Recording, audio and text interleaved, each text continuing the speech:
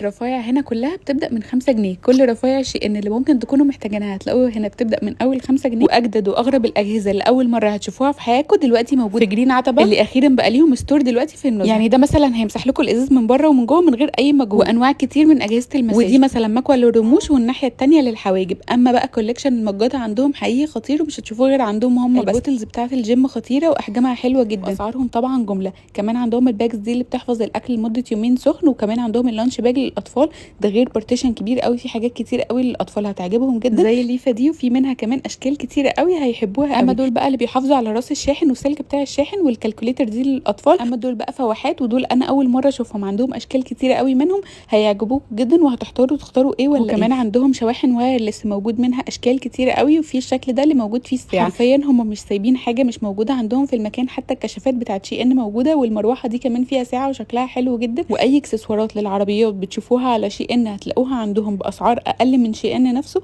وكمان عندهم اللعب بتاعه العربيات شكلها كيوت قوي وهتعجبكم جدا. عندهم كمان الحاجات اللي بنصلح بيها زي المفك دوت، لما تفتحوه هتلاقوا فيه كل انواع المفكات. عندهم كمان رفايع كتير قوي للمطبخ ورفايع كتير للبيت زي الرول دوت ضد الميه وضد الحراره. كل الحاجات دي موجوده في جرين عتبه. الافتتاح يوم 1/8. هسيب لكم العنوان تحت في الكابشن.